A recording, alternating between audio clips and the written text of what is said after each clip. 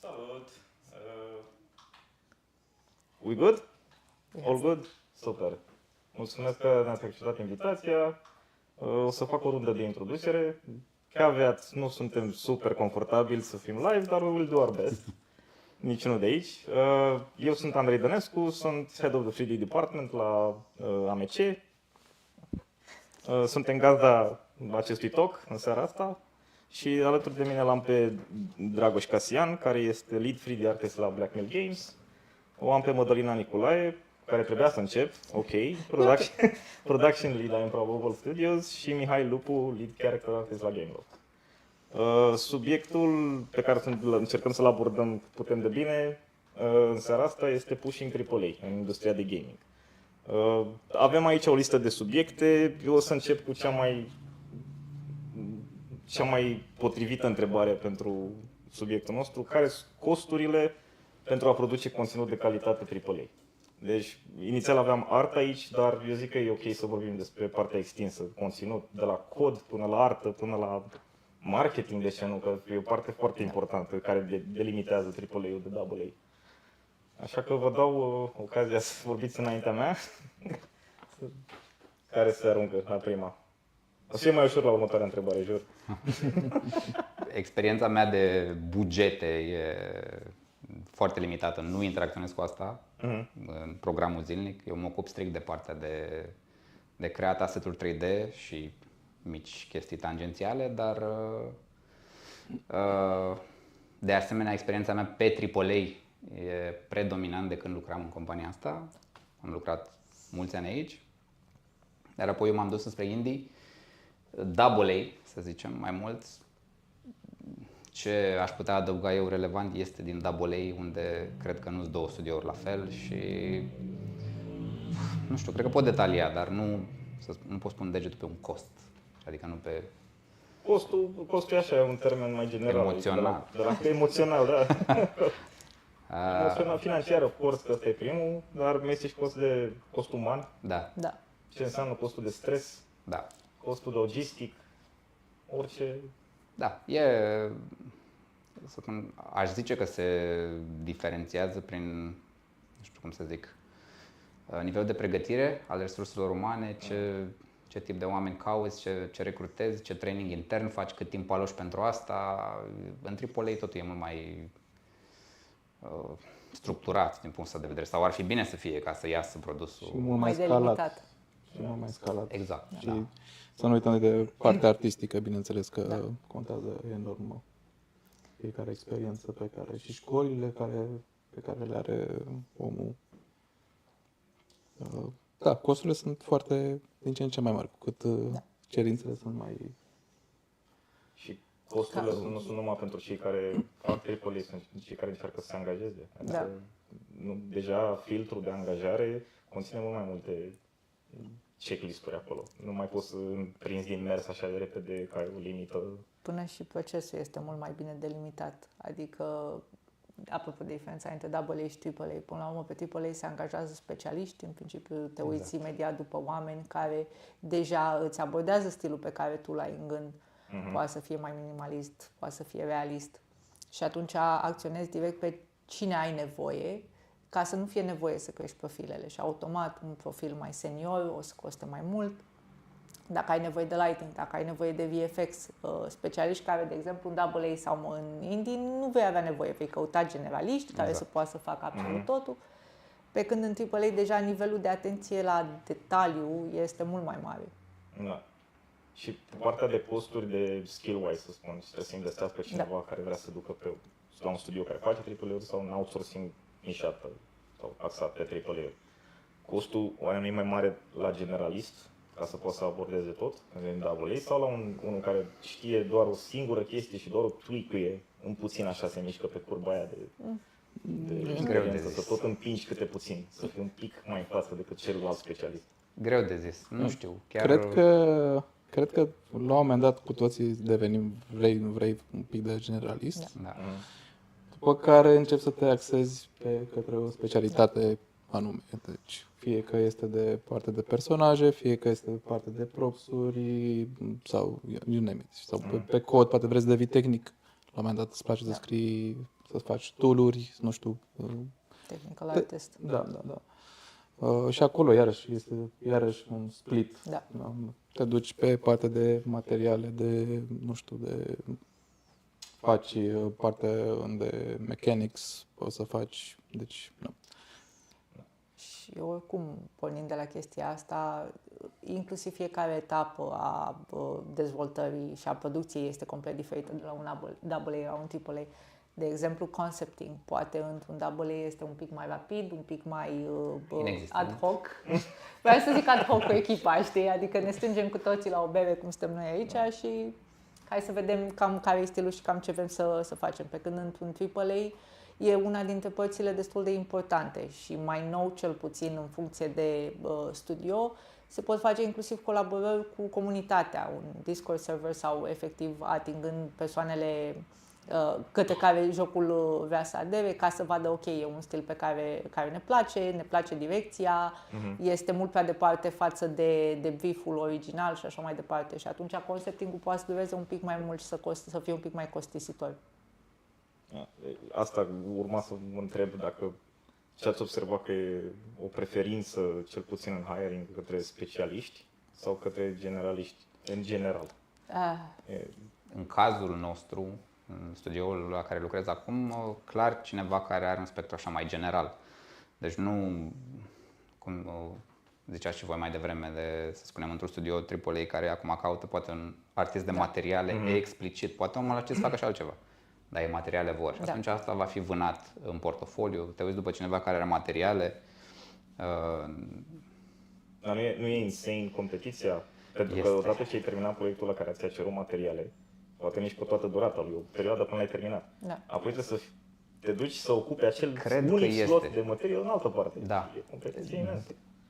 Cum să zic, sunt privilegiat în sensul în care atunci când am intrat eu în industrie nu era așa.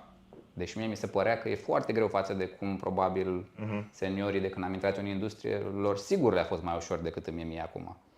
Și probabil le-a fost și așa cred că și nouă acum ne-a fost mai ușor să intrăm decât le e multora să intre acum.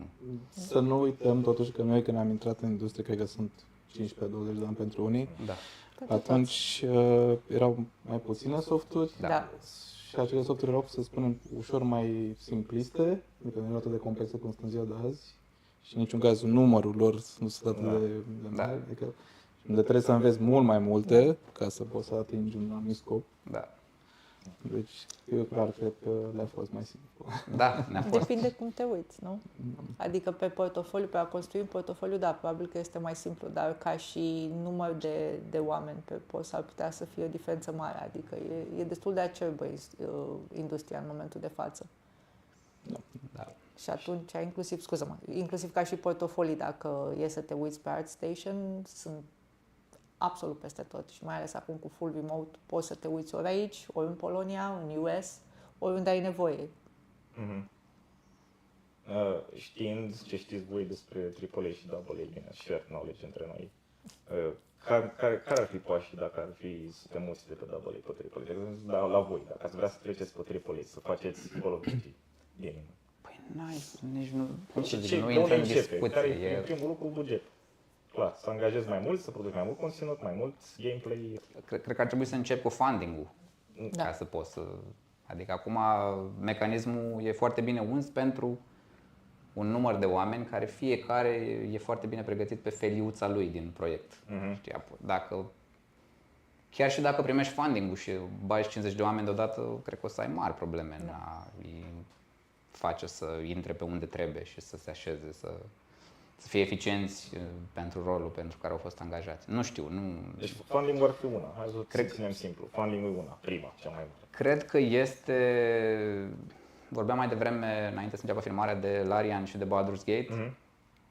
Dacă îți considerați acum AA sau AAA, acum aș să zicem că ar fi considerați AAA. Cred că înainte de Baldur's Gate nu.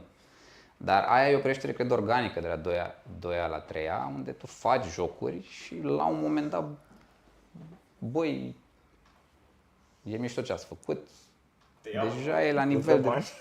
Da, știi, adică nu, gata, îmi propun să fac un proiect super ambițios, că nu cred că pot să forțez, dar cred că sunt rare cazurile. Mulți, cred că, cel puțin la nivelul ăsta de indie 2A, sunt foarte mulțumiți de... Da. Asta e prima chestie la care evident, nu toți ne gândim banii, da? Deci finanțarea, Da. și a doua este și structuri de control, logistică, cumva, pentru că trebuie să scalezi. Da. Dacă merge cu wearing many hats, s-ar putea să nu mai meargă când scalezi de 3 ori, 4 ori, 5 ori și atunci trebuie să introduci leere care distanțează echipa veche, care era mai strânsă, mai lucrau mai bine împreună. Cam ce tip de structuri există în AAA diferit de AA? Cred că în primul rând ai nevoie de mult mai mult proces. Adică dacă în AA poți să faci abstracții mai sărim peste un pas, în AAA ai nevoie de niște pași foarte bine delimitați ca întreaga echipă și în toți oamenii practic să lucreze împreună spre același lucru. Ai nevoie de un pic mai multă producție și definirea a ce înseamnă un acceptable limit, practic, care sunt acceptance criteria, atât din punct de vedere al artei cât și al features-urilor. Și iarăși este un plus și minus. Vei să ai calitate foarte mare la artă. You can have a AAA pe art only, să fie stunning din punct de vedere vizual, dar foarte simplistic la features, cum am văzut că încep din ce în ce mai multe jocuri să se axeze. Sau poți să ai ceva foarte feature heavy, foarte complex.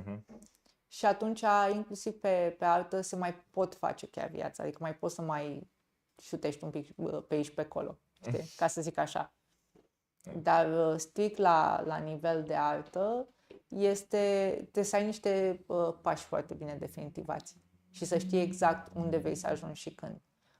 Cum ai zis și voi, trebuie să crești cumva organic. N-ai cum să pornești de la o echipă de AA sau o echipă mică de, să zicem, 10 generaliști și după aia să te aștepți ca ei să poată să ajungă la nivel de AAA. It doesn't really work. Și atunci, cumva, fiecare pas trebuie să meargă pe un anumit loc.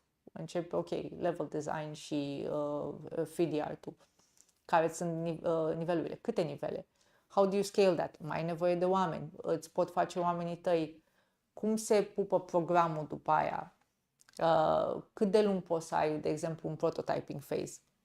Și după aia cum se traduce chestia asta la nivel de producție după aia? Cât timp ai la dispoziție? Că și asta contează. Poți să ai funding, dar să n-ai timp. Corect. Sunt pași în plus pe care îi bagi în pipeline într-un AAA versus AA? Mandatory, hai să spunem, nu doar ca să îndeplinești un obiectiv. Peste ce se sare în AA? De exemplu, QA-ul de tip Art Direction poate... Nu se sare, nu, sunt foarte importante. Într-un AA este, dar s-ar putea să, dacă ai 2-3 care îți fac artă, doar să spun lucruri, să spunem că faci un joc cu tancuri, da? Da. Dacă ai 2-3 foarte buni pe tancuri și vorbesc între ei și își fac, nu știu, cross-check, de exemplu, și se verifică unii pe alții și scot tancuri istoric, accurate, cât pot ei în timpul alocat, și doar aia fac, e good? Așa, atunci, teoretic, ai putea să ai doar structura asta care îți produce artă și calitatea respectivă și să folosești art director în altă parte.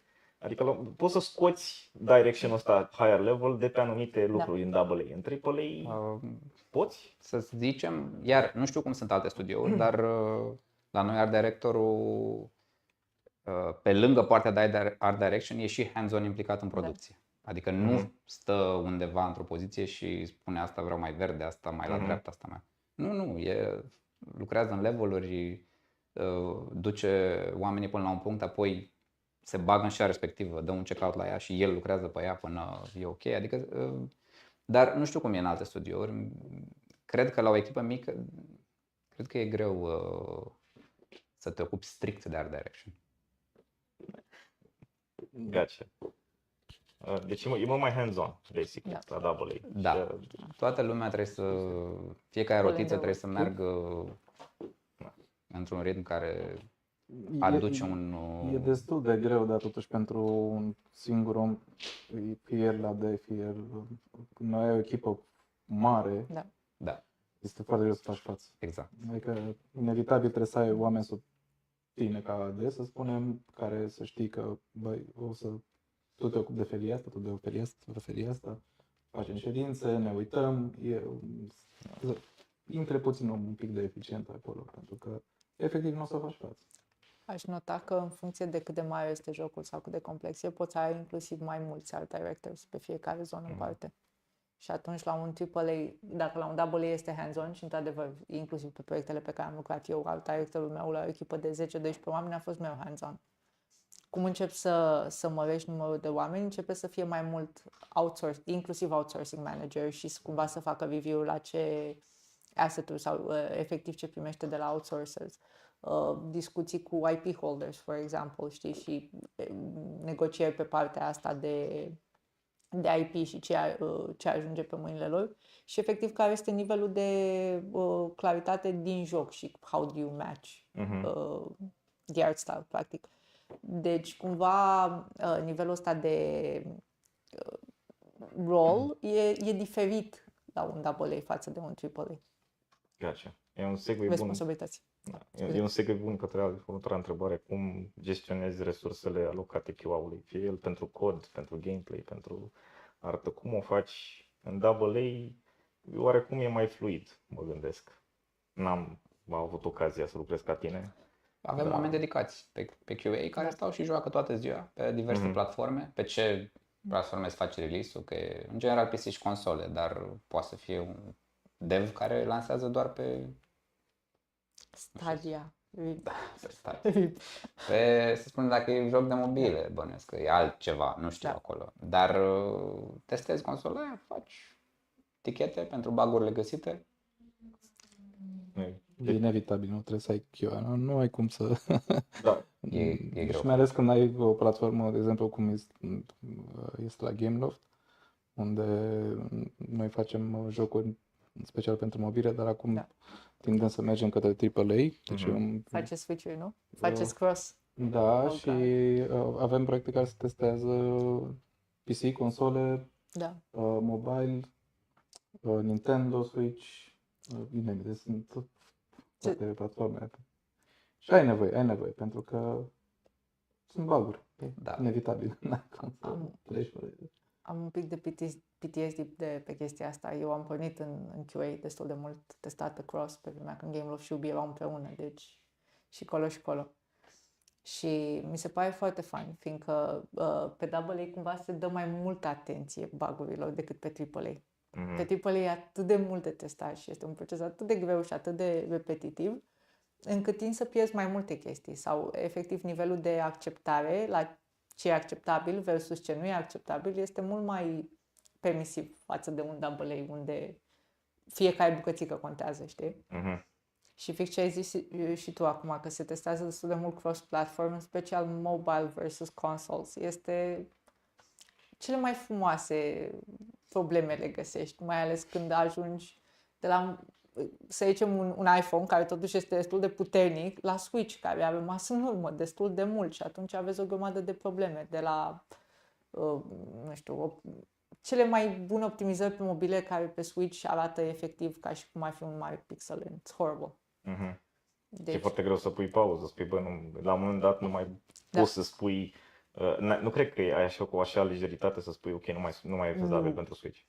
În schimb, la un AA s-ar putea să meargă, să spună, băi, guys, nu putem. Am văzut o groază de indie care au renunțat la publica pe platforme sau li se cere în draci să publice pe o platformă anume, pe o consolă și spun, nu, e prea mult, nu avem buget, nu avem. Și la AAA mănâncă multe resurse treaba asta, ca să te ții de ce ai promis. Da, exact. Inclusiv partea la un AAA poate nu contează, la 2A contează inclusiv partea de certificări, care nu e deloc neglijabilă. Da. Inclusiv numai pe PC, între Steam și, de exemplu, Microsoft Store, e complet altă. Trebuie să treci prin niște checklist-uri de la Microsoft. Mănâncă mult timp și ai o resursă care e blocată numai acolo o perioadă și poate să nu fie fezabil numai din perspectiva aia, da? Trebuie să vezi cum le jonglezi. În AAA, care sunt cele mai bune strategii să implementezi un good enough? Să spui, gata, e ok, să știu că suntem AAA, dar gata, e suficient aici. Unde tragi linie? Când, de exemplu, ai poate un singur art director care are o viziune nemaipomenită în cap și vrea să împingă și trage și în cazul AA-ului e mai hands-on și înțelege un pic mai bine ce nu se poate obține. Dar în cazul AAA-ului, care are layere sub el și el doar cere lucruri, el este responsabil de asta, cum o face? Cum reușește să se calibreze? Să spună... Cred că timpul Timpul? E cel care îl ajută spune, producerul. Aia vreau să zic, că producerul trebuie să pună piciorul în bac, să zic că... Uite, cu timp stă procesul de mai îndelungat, atât mai mai mulți bani și la un moment dat cineva trebuie să zică gata, stop. Asta este benchmark-ul. Până aici nu, asta facem. Și foarte bine să pună stop, nu în apropiere de deadline, că pe urmă o să vezi ultimul nivel care e... Trebuie să fie cineva care să facă un cost-benefit analysis foarte, foarte sănătos și să stea să lucreze cu art directorii, să știe împreună când e de tras linia. Și când mai poți să mai pușezi un pic, câteodată mai merge un pic pușat. Dar asta e chestia, că un producer ar trebui să aibă un 20% acolo factored in, știi? Și poți, într-o chestie care e subiectivă, cât de cât, totuși... Tocmai de-aia trebuie să ai deadline-ul. Adică cam așa pornești. Eu personal încep de la final. Ok, what's my absolute deadline? Și merg pe ideea că este imutabil. Nu se poate modifica. Și atunci scad un 20% și zic ok, aici am nevoie de artă completă. Mai scad încă un pic și zic, ajung să discut cu directorul. Ce se poate ajunge până aici? Până la data asta. Și îmi spune, nu se poate, e prea mult. Zic, ok, ce se poate totuși? Cum ajungem? Care e nivelul? De ce nu se poate mai mult? De ce nu se poate mai puțin? Și așa mai departe. Și un fel de negociere, că fix asta e în toată industria jocurilor. Este foarte multă negociere. Mamă. Negociere pe scop, pe calitate. Ce ură să crede. I'm sorry. Am nevoie de 5 minute. Și ce mai personal, cred că ce mai contează foarte mult este perioada, cât de lungă este perioada de preproducție, efectiv. Da. Deci ea impune această perioadă, impune clar niște limite care producerii sau o să știe mai departe în planning cum o să decurgă prețul proiectului. Deci, Și mai e discuția, tot ce facem pe pod e throwable sau nu? No. Personal, nu sunt de acord că e throwable și n-ar trebui să meargă pe ideea asta. Dacă e nevoie, sure, dar n-ar trebui să fie ăsta golul. Sau să meargă pe ideea, gata, tot ce facem acum putem să ignorăm. Și aici apare distinția între discipline. Da.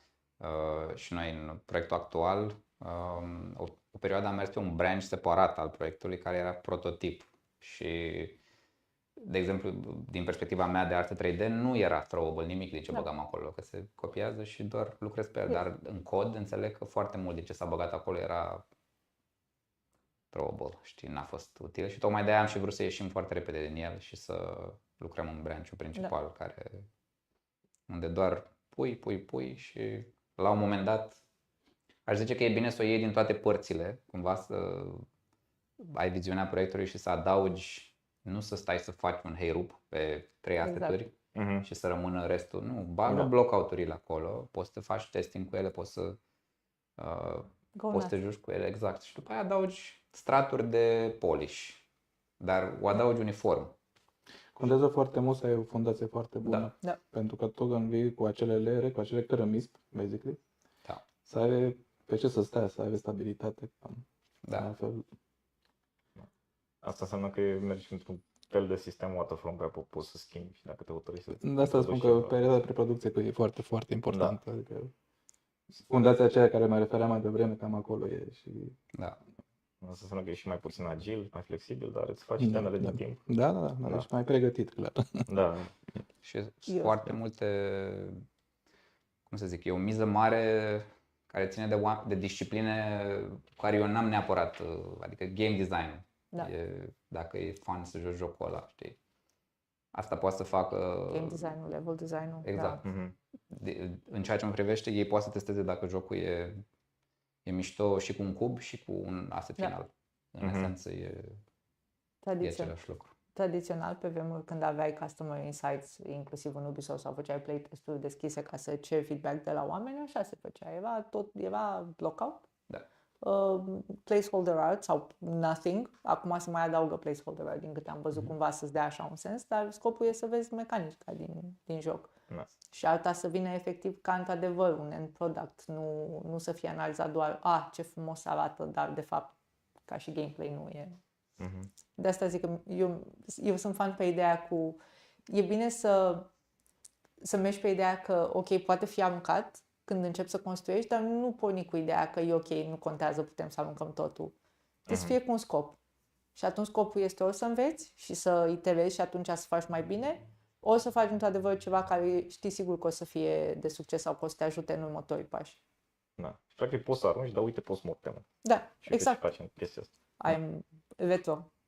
Da. La fiecare pas. Am văzut o strategie mișto unde am putut să am acces acolo, în special pe workbuilding, unde deja intri în conexiune cu mai multe departamente, nu doar faci prosuri la noi. Și acolo, în momentul în care se lua o decizie de hai să stabilim un good enough, că nu mai avem timp, nu mai avem bani, așa, intrau foarte multe arii, de la coding până la... și intrau și își dădeau veto sau green light-ul pe decizie.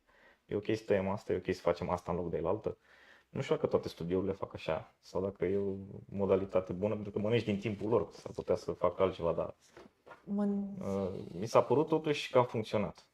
Adică chiar a funcționat chestia asta. De proiectul în particular am la Dead Space așa au făcut. Deci în momentul în care se luau o decizie, se adunau toți. Costă cam mult, e ultimul nivel și deja ne uităm la... Poți să-ți faci un stage gate process, fix prin chestia asta. Și la fiecare stage gate să ai go-no-go process. Cam așa încerc pe cât se poate să funcționăm și la noi. Câteodată nu e posibil din cauza lipsei de timp, dar asta e altă discuție, n-ar trebui să fie așa. Însă când vine vorba de un proper project, start to end, ai nevoie de acele gate-uri și toate disciplinele să poată să discute, fiindcă de multe ori fiecare este hyper-focus pe disciplina lui și nu vede implicațiile la restul. Și așa, efectiv, având un pic de timp împreună, chiar dacă, mamă, ce scumpă e ședința asta, ceva în genul, de fapt îți mănâncă mult mai puțin bani decât ar costa în viitor când îți dai seama că e un lucru pe care, de exemplu, engineering-ul poate că nu l-a văzut sau alta nu l-a văzut și trebuie să te întorci să wipe everything și să începi de la început. Deci ca producător e bine să fii savvy, să le prinzi în buget chestiile astea, milestone-ul ăsta, deși știi că îți mănâncă timp, îți mănâncă resurse, dar la scara la care se lucrează nu prea poți fără. Din nou, este ideal scenario. Da. Și în general, inclusiv cu AA și cu AAA am văzut că se practică pe events, cum sunt acum, nu prea, fiindcă din nou nu e timp, ai o lună să scoți tot eventul cap-coadă și e haos. Dar altfel, într-un joc ar trebui să fie factored in. Având în vedere toate restricțiile astea pe care le avem pentru AAA, totul trebuie planificat din timp, e mai greu să fie agil pe la jumătatea proiectului. Ce opțiune au cei care fac AAA să iasă din formule, din rețete, atât la gameplay cât și la... Am văzut niște mici exemple, de exemplu, Returnal e un gen de joc, e un joc care a împrumutat un gen tried and tested de indies de când lumea și a zis let's AAA it. Și a ieșit, a avut succes bun, zic eu, dar a durat mult să ajungem la o variantă AAA a acelui mecanism. Cum ajungi să faci riscul ăsta? Adică cum reușești? Short answer, un creative director foarte bun. Și încrezător. Da. Nu este ușor. E o întrebare destul de grea. Multe iterații, train testing, o grămadă. Multă muncă de convingere, presupun. Da. Vision is over-communicated. Trebuie neapărat, cum ai spus de creative director, trebuie să fie foarte clar viziunea, inclusiv cu restul echipei. Și cumva over-communicating nu strică niciodată, fiindcă de multe ori noi avem impresia că ok, toată lumea a înțeles ce facem, toată lumea știe la ce lucrează, dar cumva viziunea completă nu e clară. Și atunci dacă unul trage hai și unul cea, e mai nasol decât dacă tot iterezi și atunci ai grijă ca orice ar fi, you follow your North Star, la un moment dat o să fie ok, dar trebuie cineva care efectiv să ține frâiele. Și aș argumenta că și un executive producer supportive care să înțeleagă viziunea și să lucreze împreună e destul de important. În cazul exemplului Returnal, uite că nu mai știu exact jocurile dinainte de ăsta, dacă au fost și pe PC, dar știu că pentru Returnal au fost exclusiv PS5 mult timp. S-ar putea la un moment dat, cum zici tu, cum a fost switch-ul ăsta de calitate, s-ar putea directorul lor creativ să fi zis la un moment dat, băi, avem o idee bună, ne trebuie bani și să fi vorbit cu Sony direct, nu știu. Dar era foarte bine implementat, mi-aduc aminte, feature-urile de pe controllerul nou de PS5 erau foarte bune în Returnal, mai bune decât doar în Astrobot, jocul ăla care venea în ăla, ăla era un tech demo pentru controller, dar după ăsta, în Returnal erau și acum, mi se pare că sunt mai bune decât în multe jocuri care ies acum pe PS5. Nu știu dacă a contat asta, chiar n-am citit despre istoria jocului, dar mă gândesc că poate fi un motiv. Da, experimente în AAA nu prea am văzut, sincer. Adică am văzut chestii care sunt AA level, cum au făcut cei de la Ninja Theory, care au făcut contract work până la urmă, că au lucrat la proiecte care nu erau own IPs și la un moment dat au strâns, bănuiesc, au strâns suficient capital încât să spună hai să încercăm a new thing, hai să vedem. Și au scos Hellblade. Perfect. După Hellblade nu le-a mai rămas bani, s-au întors la contract work. Și pe urmă am avut big break-ul ăsta cu Microsoft, care a zis ok, AAA for real, Hellblade, și au scos 2-ul, care e totuși experimental, adică e un pic dezamăgitor sau deprimant, da, e un pic deprimant că doar astea sunt căile prin care reușești să mai faci ceva nou spectaculos. Că nou sunt o groază, dar spectaculoase mai puțin. Vizual, da, e spectaculos. Da. Dar e discutabil acolo. Asta, pe artă nici nu știu dacă poți să experimentezi mai, cred că acolo ai putea să experimentezi mai ușor până la urmă.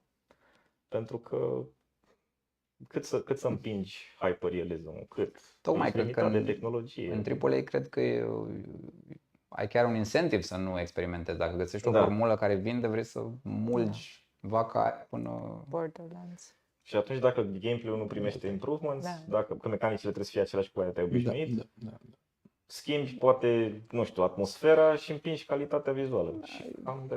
Multe companii care produc AAA sunt companii publice, care au acționari pe care trebuie să țină mulțumiți. Ei nu vor să iasă din... Eu cred că e mai multă inovație în scena indie. Sunt de acord cu asta. Idei chiar... Dar n-au priză. Și oare de ce n-au priză? Să aibă. De ce n-au priză AAA-urilor? De ce? S-au obișnuit lumea să primească calitate? N-au veniturile. Nu o să vândă ca Elden Ring, da. Celorlalți, da. Intrăm și pe ideea de marketing până la urmă, că în AA sau în indie e mult mai greu. E mult mai greu să afli de ele. Da. Deci foarte mult bugetul de marketing. Da. Dacă vrei să-l vinzi, trebuie să faci reclamă. Da, ne suficient să zic la cei 7 prieteni. Poți să ai cel mai bun joc de pe piață la momentul actual. Dacă este efectiv îngropat în 20.000 de alte jocuri, dar balansate, it's lost. Da.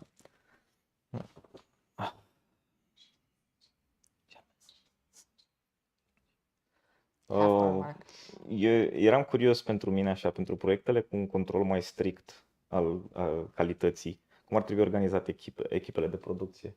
Adică mai pot fi realizate proiectele AAA fără outsourcing? Mai poți să faci ceva? Contează bugetul. Aia e problema. Deci ai buget, poți să faci ce vrei tu. Cum vrei tu. Simplu. Dar în principiu, din cauza bugetului și limitările foarte, foarte clare, în special pe partea de artă, toată lumea preferă outsourcing. Fiindcă adevărul este că e mult mai ieftin să te duci la cineva cu un contract limitat, 3 luni, 6 luni, un an, să-ți facă acel lucru pe care tu ai nevoie.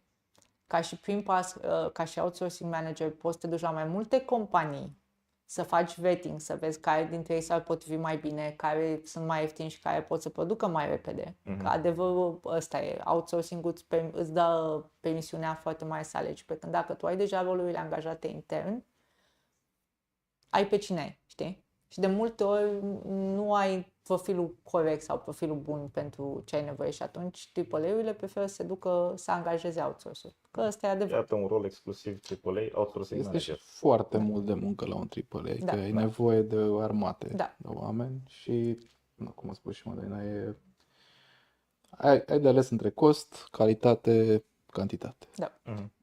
The Golden Triangle. Da. Cam așa e. Am timp, am bani, am... Outsourcing is here to stay.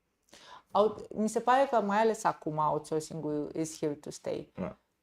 Cumva, din ce am văzut în ultima perioadă, este că se mulțesc studiourile de outsourcing. Dar foarte mult și freelancer și contractori. Din nou, personal, mi se pare un lucru foarte mișto că nu, cumva poți să achieve your goal, să ajungi unde ai nevoie și după aia să nu fie frică, ok, ce fac cu oamenii ăștia, trebuie să îi dau afară. Adică ei au și ei de muncă, am și eu de muncă, cum ar veni pe ideea asta, știi? Da. Și din nou, în funcție de proiect și în funcție de buget și cât de repede trebuie să faci un anumit lucru, e de preferat. Însă, tot ai nevoie de outsourcing manager sau de cineva care să fie capabil să facă un fel de vetting și să facă niște review-uri cu acei oameni. Că nu poți să te aștepți la ei să funcționeze exact ca și cum ar fi cineva care deja este în cultura companiei, deja obișnuit cu ritmul și cu procesele pe care tu le ai în place, inclusiv ca AAA. Și am lucrat, când lucram în MPG, chiar am stat și lucram cu echipele de artă și aveam un onboarding un pic mai îndelungat. Tocmai că durează până când acei oameni se adaptează la stilul necesar și ajunge la un ritm cu echipele locale.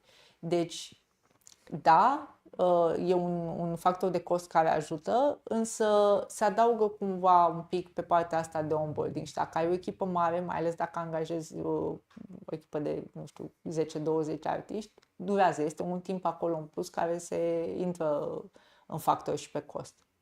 Care totuși îți dă pe plus la final. Da.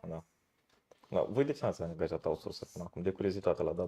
Cred că sunt mulți în AA care lucrează și cu outsourcing. În cazul nostru, în particular, cred că am luat în calcul, dar nu era momentul potrivit pentru proiectul în curs atunci. Nu știu, nu erau... Ca să poți să apelezi la un outsourcing, trebuie să ai niște pași în spate care trebuie să ai o documentație a proiectului, trebuie să ai o viziune clară asupra proiectului, trebuie să ai o listă de asset-uri. Toate astea sunt, în special în cazul nostru, noi facem jocuri foarte realiste din punct de vedere istoric și atunci research-ul pe o anumită zonă este, deci scanăm tot netul de niște poze, căutăm cărți, pozele alea nu sunt pe net, le punem noi sau... Și uneori materialele de care ai nevoie au nevoie de partea asta de research foarte consistentă și n-a fost. Și recunosc și volumul de asset-uri. Momentan îl putem acoperi in-house și folosim și pack-uri. Adică asta cred că se întâmplă și în AAA. Adică nu mai faci totul de la zero. Dacă n-ai nevoie de un stil foarte specific, depinde, și în AAA, când ai un stil foarte specific, nu știu, e stylized într-o anumită direcție, ok, nu o să găsești în back-uri chestia asta, dar dacă ai un butoi, cum poți să faci? Adică de câte butoaie e nevoie? Devine partea legală cu butoiul ăla. Nu, tu cumperi licența de producție. Asta da, dacă o iei pe cea de producție. Asta e chestia. La asta mă refer. Cumperi pack-uri care sunt pe companie. De pe Bari Store, de exemplu, încă știu, cumperi un pack, e al tău. Dar există redistribution rights și alea sunt cumva diferite. Adică una este tu să-l cumperi pentru tine, pentru folosul tău personal și alta este să abordezi și redistribution-ul, care din punct de vedere legal intră la altă categorie. Da, n-am citit niciodată un end user license de ăla, dar știu că sunt... E chestia aia cu personal license versus corporate sau enterprise license. Da, clar. Da. Licența care îți permite să-l folosești în producție. Dar sunt multe și uneori, chiar și dacă nu ajunge la sfârșitul produsului, nu rămâne ce ai cumpărat, dar poți să-l folosești ca blackout inițial și îl modifici. Știi, nu pleci de la zero. Să-l folosești ca un soi de base measure. Da, exact. Poți să-l folosești ca placeholder până aici. Da. AI, hai să ajung și la întrebarea asta. AI, ar folosi mai degrabă la AA sau la AAA? La echipe mai mici, mai restrânse? Pe cine ar ajuta cel mai mult? Dacă ar fi pe partea de... Ce AI? AI, da, pe artă? Pe artă, da. La placeholder. Da. Noi și acum avem ca amuzament ideology, splash screen-urile hărților sunt AI, dar de la vechi. Adică niște monstruozități de astea și acum apar full pe ecran, așa e amuzant, dar aș zice așa, dacă ar fi să intuiesc, că e mai util la eu unor echipe care au buget mai mic, nu? Da. Care nu au range-ul ăsta de a angaja specialiști pentru absolut orice. Nu neapărat pentru proiecte cu un regiment, dar poate poți să vrei să prototipezi ceva repede. Da. Prototip, briefings, chestii de genul concepting rapid, așa, să încerci niște idei, sure. Anything more, suntem încă departe. Da, de acord. bugetul pentru a învăța tool-urile respective și a învăța să le controlezi mai degrabă ar fi către de la AAA sau la... Pentru simplu motiv că ai un timp mai lung, nu știu, ești un pic mai flexibil, porți mai multe pălării ca non-AAA. Sincer, l-aș vedea în bugetul de R&D mai degrabă. Sau în bugetul ăla de prototyping la început, dacă chiar vrei, dar nu se Deci pare. nu e un cost, adică nu e o restricție neapărat. Nu. Cine are cei mai mulți bani să vadă exact cât de mult poate să împingă, să fie restricționat de timp. Au existat încercări, am discutat despre asta, fix despre studiouri care au încercat să facă 100% proiectul cu AI. Da. Not go great. Da. Pe de altă parte, cred că în funcție de cum îl folosești, dacă nu încerci să fii chiar 100% să împingi totul, poți să te folosești de el ca un tool. Din nou, tool. Nu să fie aia metoda de... Da, idee pentru cine nu știe, ca să aduc și în conversația asta povestea aia, un studio din Keywords am încercat să facă un joc folosind doar AI, dar folosind doar AI cât de mult posibil, cu cât mai puțin input manual. Și asta a fost un core principle și au mers din punctul meu de vedere pe o idee bună să încerce visual novel care se pretează la așa ceva și au folosit au folosit cam tot ce era disponibil la momentul respectiv să îndeplinească, de la Copilot, GitHub Copilot până la DALL-E, la tot. Am încercat tot și le-a ieșit într-o formă, dar în stadiul în care e acum, cred că soluția era să-și aleagă exact ce poate să facă. Deci storyboarding-ul și mai degrabă îl face cineva human și care are control. Pe partea de explorare, acolo cred că e ok să cauți, dar trebuie să treci peste bias-urile modelului de AI care există și asta e. Și pe partea de coding, nu știu, mă gândesc, eu am observat că dă foarte multe rateuri totuși dacă e cel complicat să facă ceva complicat și atunci tot ai nevoie de un human. Începe să dea din ce în ce mai puține rateuri, pentru că nu știu, exponențială parcă treaba, adică te uiți în urmă cu un an unde era și te uiți acum, e puțin cam ciudățel așa de rapid, să spun. Parcă e un AI în spate care lucrează la aceste AI să le împingă, să le pușeze. Ne facem și noi NFT-ul nostru? Da. Cine știe unde o să ajungă mai târziu, anul viitor, de exemplu, habar nu am. Deja acum apar chestii, poți să faci animații, efectiv. Deci înainte, anul trecut erau doar stiluri, acum există și animații. La anul, habar n-am, nu știu ce o să fie. Am văzut și hyper-realistic videos mai nou, dar sunt curioasă, efectiv, să văd cu ce programe sunt făcute. Celebre de videouri cu Iliescu. Proof of concept. Mai aveam o întrebare legată de engine-uri. Chiar și dacă ai acces la multe informații despre engine-ul respectiv, multe guidance cum să obții ceva, totuși nu e mai simplu să investi, mai cost effective poate dacă îți stabilești un set de jocuri, uite cum aveți voi, de aveți o singură nișă și vă tot iterați pe ea. Nu ar fi poate mai cost effective să vă faceți un engine restrâns, dar pe care să-l știți pe din afară? Poți să înveți pe din afară un engine care există deja și sari peste partea în care faci engine. Da, dar ce se întâmplă de la o iterație la alta nu decizi tu la engine-ul respectiv. Adică la Unity sunt un miliard de probleme de genul ăsta. Poți să rămâi pe versiunea de engine. Deprecated funcțiile și nu mai poți să le folosești. E un balans acolo, dar dacă ții musai la un anumit feature dintr-o versiune a engine-ului, poți să rămâi pe versiunea engine-ului. Nu te oprește nimeni să publici pe aia, dar în esență nu cred că ar fi ceva vital pe care Unity sau Unreal asta. Decât modelul de business. Aia poate să fie vital. Ca să nu se sinucidă. Sincer, decât să te pui să-ți faci singur engine-ul. Nu. It's like shooting yourself in the foot. E foarte complicat și o să dai din probleme în probleme și până le rezolvi pe toate ajungi la concluzia că de fapt costul era mult mai mare. Ca general rule of thumb, pentru mine cel puțin, inclusiv în producție, dacă există deja tool-ul sau dacă este ceva deja creat, aș prefera să mă duc spre acel ceva care are suport în spate, nu trebuie să-l repar tot eu până la urmă dacă se strică. Exact. Și cumva știu că plătesc o sumă, dar este constantă, știu clar ce primesc, știu clar la ce se ajunge. evident, nu o să existe o soluție bună la toate care să-mi rezolve absolut toate problemele, dar tocmai de aia prefer personal Unreal, fiindcă poți după aia să intri în source code și să modifici ce ai nevoie pe cât posibil și atunci cumva să adaptezi. Dar, din nou, e o chestie în funcție de necesități.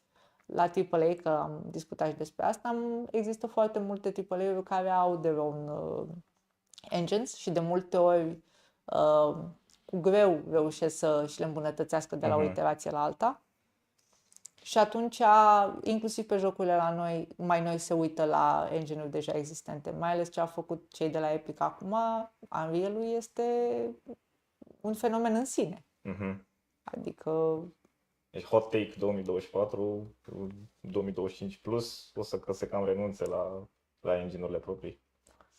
Nu, ăștia mari care s-au ancorat și care au ce ziceai tu, știu deja pe din afară tool-ul ăla. Da. Adică Bethesda nu cred că o să renunțe la relicva aia și Remedy la fel, Ubisoft, știi, cine aia e ancorat în... EA a încercat să împingă Frostbite în alte tipuri de proiecte decât pentru ce a fost făcut el inițial și s-au cam împușcat. Aia e greșeala, în schimb. Dar asta ca să reducă costurile. Să încerce să nu dea bani în altă parte. Știi cum e când faci un produs, îl faci pentru un anumit scop, către un anumit audience, cu un anumit scop. Nu poți să iei după aia un Battle Royale element și să-l adaptezi pe, nu știu, un platformer. E greu. Adică e o diferență mult prea mare, știi? Din nou, contează exemplele, dar până la urmă, dacă încerci să te duci prea mult pe direcție mult prea diferită față de ce a fost conceput, s-ar putea să nu meargă. Și atunci să investești mai mulți bani pe care efectiv îi pierzi. Cum a fost cu Frostbite. Deci e mai simplu să iei off-the-shelf, cum revenind un pic la e off-the-shelf și așa e. Dar întrebarea e costul de research și de fezabilitate al unei soluții off-the-shelf, să vezi, să explorezi, să vezi cum se integrează în ecosistemul tău de software. Cumva nu-ți mănâncă din flexibilitatea asta? Pre-production. Deci, ai nevoie de pre-prod. Și fiind engine-uri consacrate, găsești, atunci când îți extinzi echipa, găsești oameni specializați pe tool-ul ăla. Și ei cu niște know-how gata la pachet. Și pleci de acolo. Gotcha. Voi pe ce engine? Unreal for life. În ceea ce mă privește pentru artă, pe BX poți să bagi și într-unul și în altul. Personal îmi place mai mult cum arată în Unreal, dar când ajungi la coderi, acolo, ei au preferințe foarte clare. Și într-o direcție și în cealaltă. Și e o parte esențială din produs, așa că acolo se ia decizia. Quick round. Weird round. Why?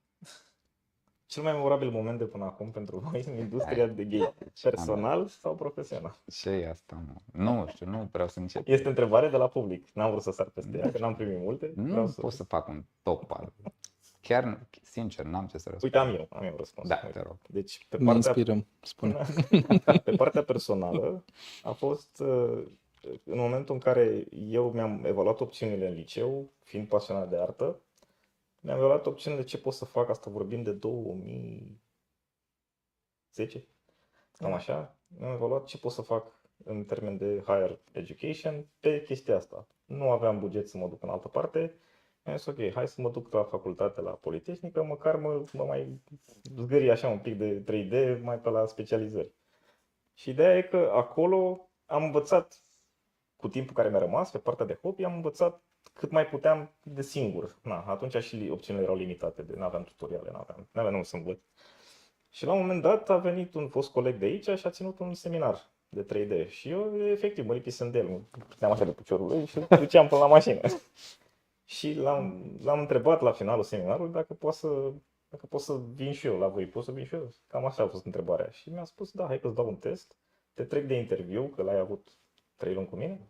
Am dat testul și nu mi-a venit să cred, peste câțiva ani, când am văzut exact care e filtrul ca să primești pe cineva, când deja a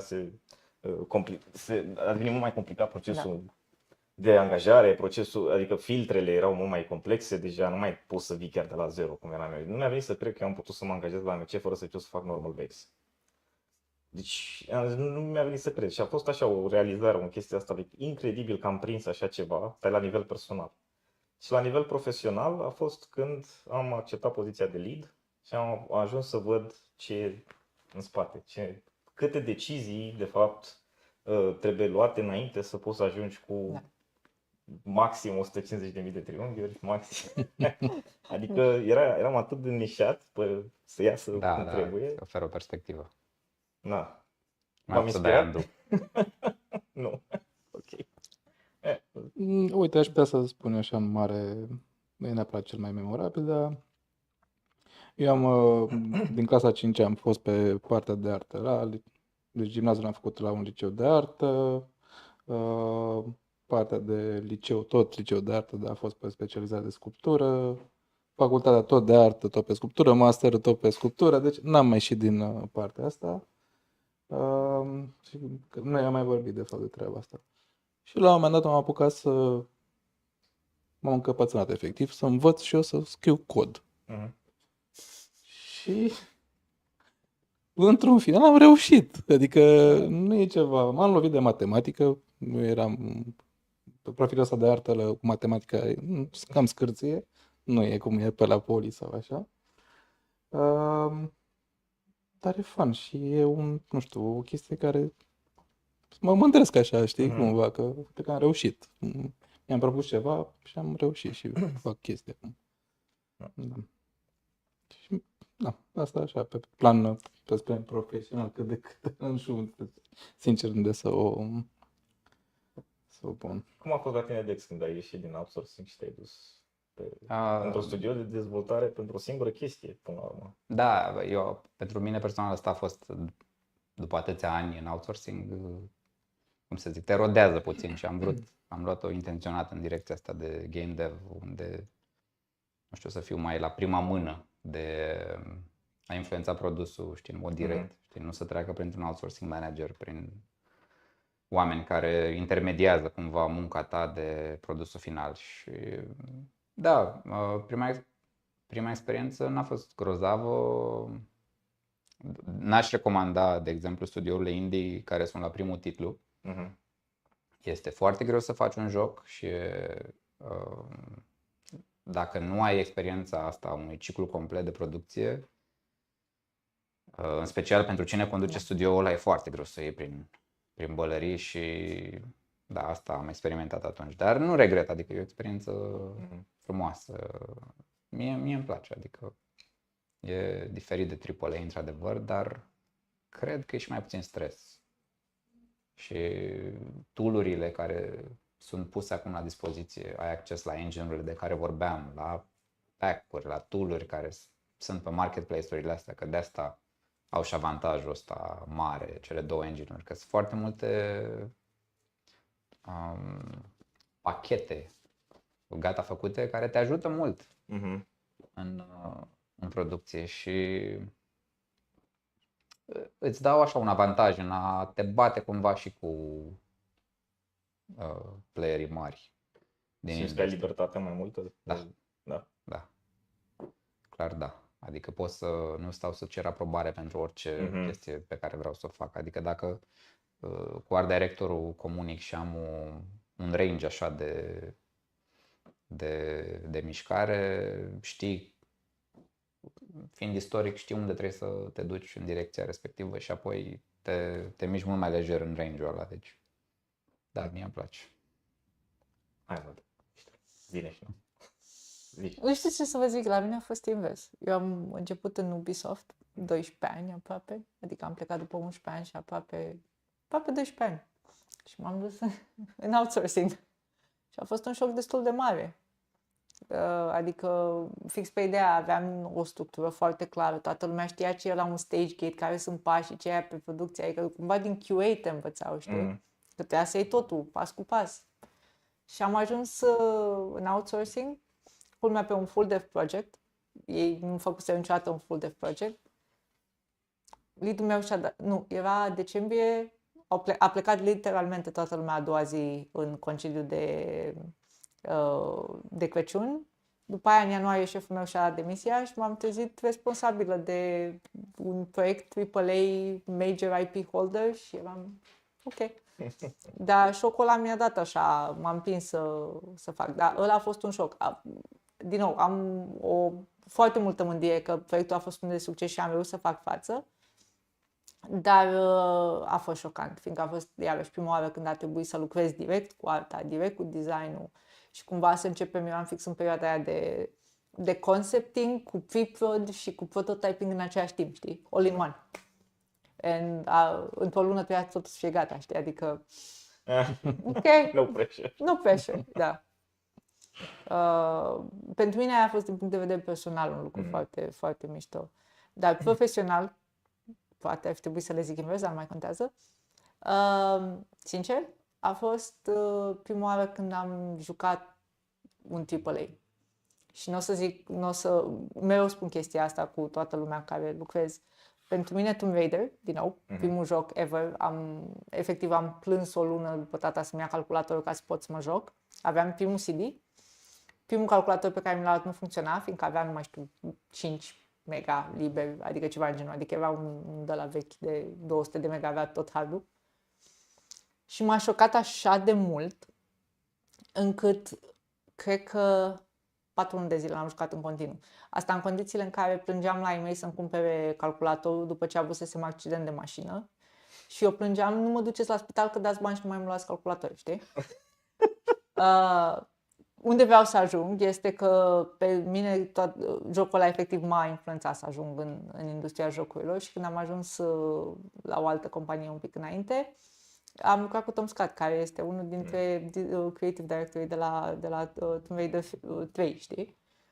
Și nu conta că eu eram producerul și el era creative director, I was fangirling în continuu. Deci a fost minunat, știi? Cumva că în industria asta poți să ajungi efectiv cu idolii tăi la același nivel. Deci, nu. Am vorbit foarte mult. Super. Geo, întrebări? O singură întrebare? No. Ce recomandare pentru studenții care vor să intre în gaming pe partea de artă? Ce recomandare de? Prototype. Jucați-vă. Aveți tool-urile, tocmai ce am zis, aveți tool-uri, aveți AI, aveți Unreal, aveți o grămadă de tutoriale pe internet. Jucați-vă prototype și faceți-vă portofoliu. Practice mult. Da. Practice cât se poate. Da. Cred că e înspăimântătoare, să zic, experiența așa.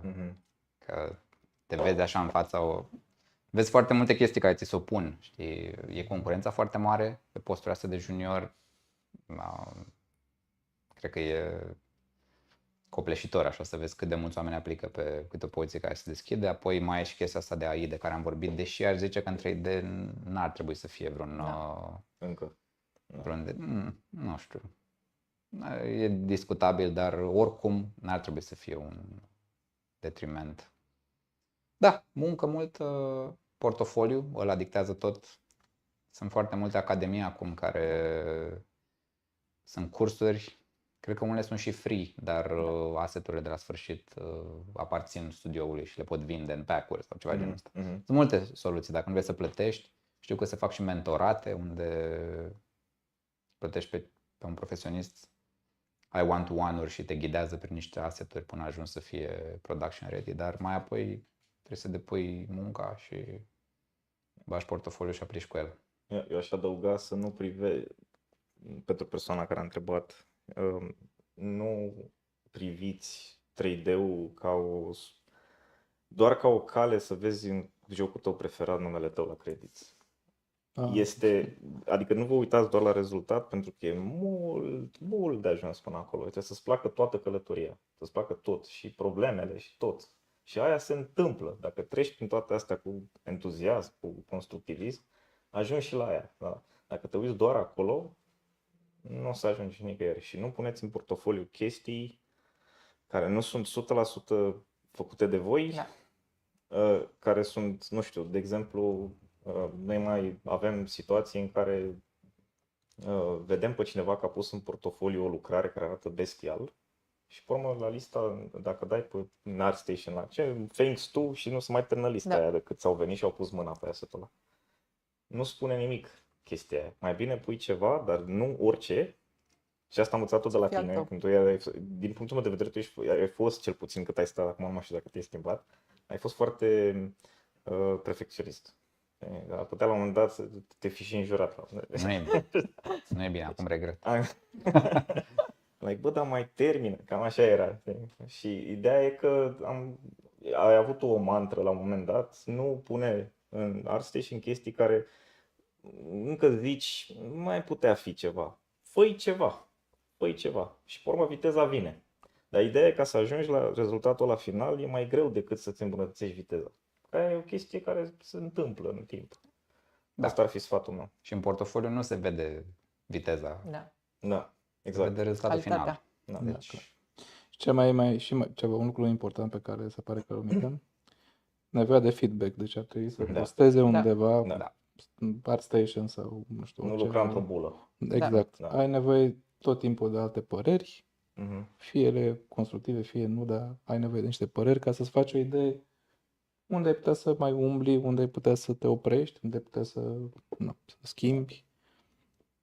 Și cel mai bine ar fi să facă ceea ce îi place. Nu știu, de exemplu, dacă îi plac personajele, să nu înceapă să facă pomișori sau căsuțe sau arme. Să facă personaje.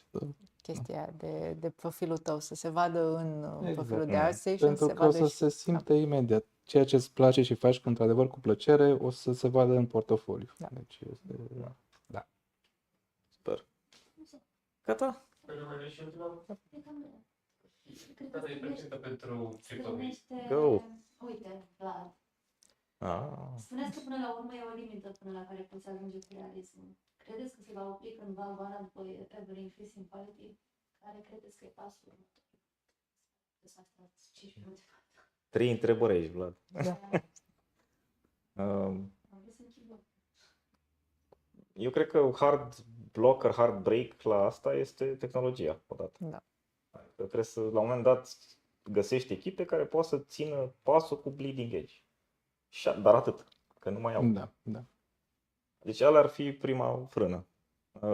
Probabil salturile în calitatea oferită le vezi pe la tech demos. Acolo vezi ce se poate face. Acum cum se traduce într-un joc, eventual și AAA, durează mai mult până afli și apoi se mai mișcă nițel barul ăla. Se face ceva, dar barul se mai poate și tot așa.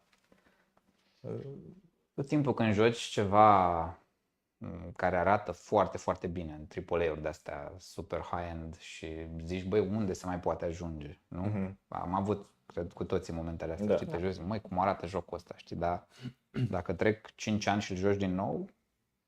Este mult în urmă. Da. Deci nu știu dacă se va opri asta, nu cred că...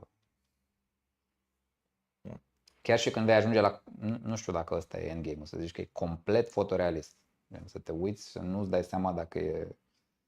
Aici s-ar putea să ajute AI-ul care să fie doar un filtru peste un environment 3D și doar extra layer-ul ăla de realism, în special pe partea de iluminare, să ți-l dea AI-ul. Asta cred că e doable în niște ani. Dar s-ar putea să nu fie interesant. Da, exact. Când nu mai... cum să zic, un art direction foarte bun nu imită realitatea. Accentuează niște lucruri. Și e și de preferință. Da. De multe ori. Corect. Un coleg foarte vechi al nostru, pe la începuturile firmei, Dan, a zis o chestie care m-a umplut de nervi și îmi venea să-mi smulg părul din cap. Când lucram pe la al 3-lea an de AMC, m-am dus la el și am făcut ori un perete, ori un water tower, nu mai știu. Și ideea era că avea niște lucruri pe el pe care le-am văzut. La undeva am trecut eu cu ochii mei și am văzut chestia aia. Și am făcut-o exact așa. Și m-am dus la Dan, nu e bine, nu arată bine. Și zic, e realist. Zic, așa e. Zic, nu e bine. M-am dus acasă, am ieșit pe ușă, m-am dus acasă, am făcut poză, am întors, uite-l, e ca acolo. Și Dan a zis, da, e ca acolo, dar nu e frumos. Da. Trebuie să fie altfel. Frumusețea nu e neapărat realismul. Da, deci fair enough. Da. Și care era ultima întrebare? Asta. O să încheiem pe frumusețea nu e realitate. Realitatea nu e frumoasă. Păi mulțumesc tare mult că ați venit, mulțumim mult pentru păreri și pentru insight. Mulțumesc Sper că a pentru fost invitație. de ajutor pentru toată lumea și că a fost insightful.